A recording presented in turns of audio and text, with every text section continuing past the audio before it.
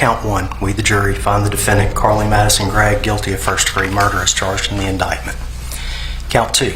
We, the jury, find the defendant, Carly Madison Gregg, guilty of attempted murder as charged in the indictment. She sits in a Mississippi courtroom, hands folded neatly in front of her posture straight, her expression almost peaceful.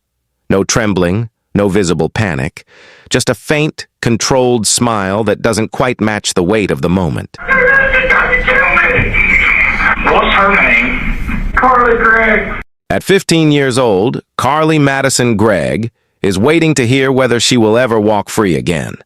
Her defense team had spent months preparing for this. They told the jury she was not a monster. She was a child whose mind had fractured, under pressure, a teenager battling depression, anxiety, intrusive thoughts, and possibly something far more severe. They said that on March 19, 2024, Carly didn't act out of hatred or anger. She acted during a psychotic break, a mental collapse that stole her ability to understand reality. For a while, that argument seemed to land. Jurors listened closely. They took notes. They heard about medication changes, about a history of self-harm, about journal entries describing voices in her head. They saw a small, soft-spoken girl sitting quietly beside her lawyers. Then the prosecution played the recording. A 911 call echoed through the courtroom. A man's voice, shaken and bleeding, struggling to stay steady. "Your daughter tried to shoot you?" the dispatcher asked. "Yeah," he replied.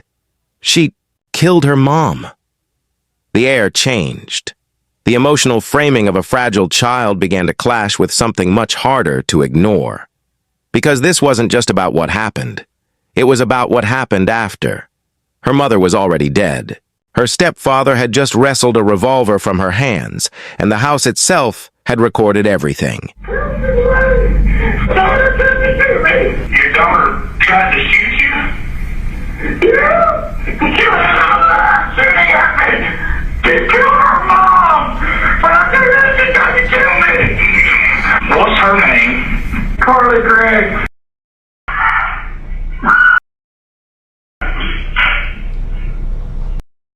Hey, I need you to talk to me. What is your son wearing? She was in jeans and a grayish t-shirt. She's got short, brownish hair. She ran into the backyard. I tried to follow her. She jumped the fence and ran.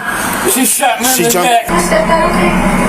This is the case of Carly Madison Gregg, the 14-year-old honor student from Brandon, Mississippi, who shot her mother with a .357 Magnum inside her own bedroom, then waited for her stepfather to come home. To understand how it got there, you have to look at who Carly was before that afternoon. At school, she was known as bright and articulate, a student at Northwest Rankin High School, where her mother, Ashley Smiley, taught math. Teachers described Carly as respectful, focused, intelligent. She made strong grades. She had friends. On paper, her future looked open and full of possibility. Ashley Smiley was 40 years old. A teacher who invested deeply in her students. Colleagues described her as patient and dependable. After divorcing Carly's biological father, Kevin Gregg, who struggled with addiction and serious mental health issues, Ashley had largely raised Carly on her own. In 2020, she married Heath Smiley. By most accounts, he was calm, steady, and committed to building stability at home. But by late 2023, cracks began to form. Carly grew quieter, more distant. Heath would later testify that he discovered she had been cutting herself. Small hidden wounds on her thighs when confronted about other issues. Burner phones, vaping, marijuana, secret relationships.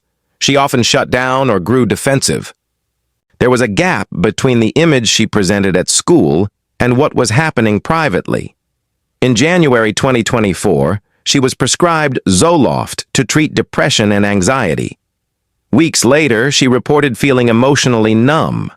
Her medication was switched to Lexapro just 6 days before the shooting. Around that same period, Carly wrote in her journal about hearing voices and feeling detached from reality. One entry described what she believed was a psychotic episode. Those pages would later be dissected in court. when you saw her laying there, what's the very next thing that you did? Checked her pulse, see, and kind of moved the towel, and then called 911. And Heath, when you moved the towel, what did you see? I knew she had been shot. There was blood around, but I don't really recall exactly where, somewhere in the right side of her face. On March 19th, 2024, it was an ordinary Tuesday in Brandon, Mississippi. Ashley went to work at Northwest Rankin High School. Carly attended classes. But sometime during the school day, another student approached Ashley with concerns. He told her Carly had been vaping marijuana regularly and hiding phones. Ashley was reportedly more concerned than angry. That afternoon, mother and daughter drove home together. At 3:54 p.m., security cameras captured their vehicle pulling into the garage. They walked inside, let the dogs in. Nothing about the footage suggested tension. Ashley headed toward Carly's bedroom, likely intending to search for the items she had learned about. Carly took the dogs outside briefly. Then she came back in. The kitchen camera shows her walking slowly through the house. She glances toward her bedroom. Then she turns in the opposite direction and walks into the master bedroom. Under the mattress was Ashley's .357 Magnum revolver. At approximately 4 p.m., Carly retrieved it. She concealed the weapon behind her back as she moved through the hallway. She paused near the kitchen entrance, looked inside, then stepped into her bedroom where her mother was still searching. 3 gunshots rang out. Ashley Smiley was struck multiple times. 1 bullet entered her shoulder. Another struck her neck. The final shot was fired at close range into her face. She collapsed onto the floor of her daughter's bedroom. What happened next would become central to the jury's decision. Carly did not call 911. Instead, she walked into the kitchen and sat down. The camera shows her holding the gun behind her back out of view. She picked up her mother's phone. She unlocked it.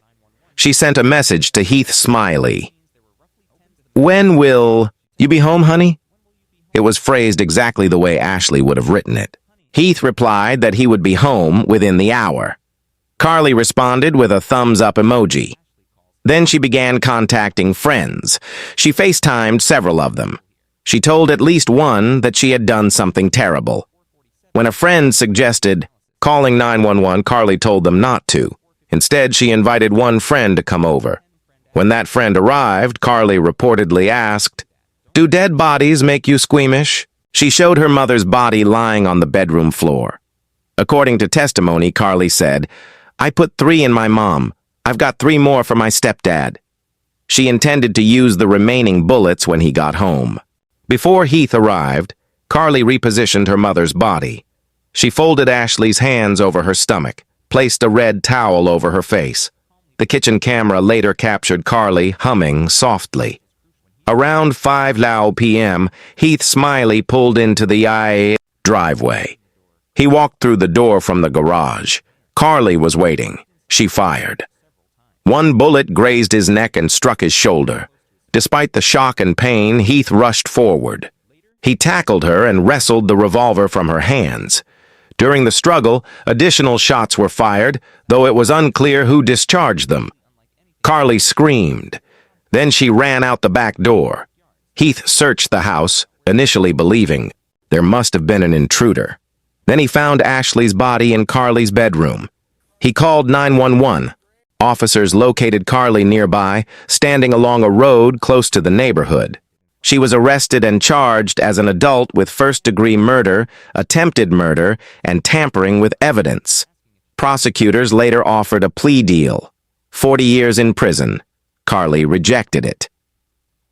The trial began in September 2024. The prosecution argued that Carly's actions demonstrated planning and awareness, retrieving the weapon, concealing it, impersonating her mother through text messages, attempting to lure Heath home, repositioning the body.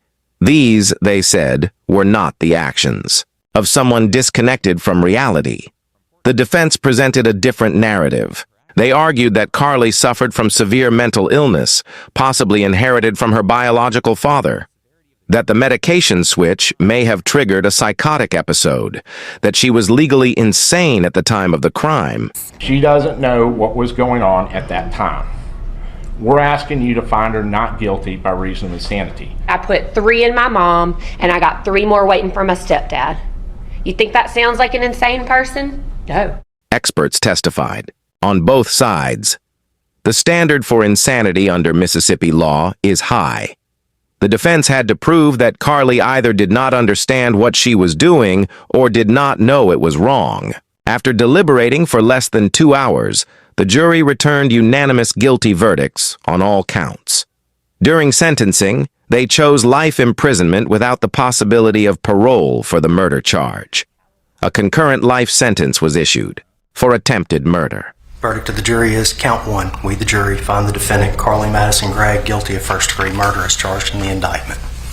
Count 2.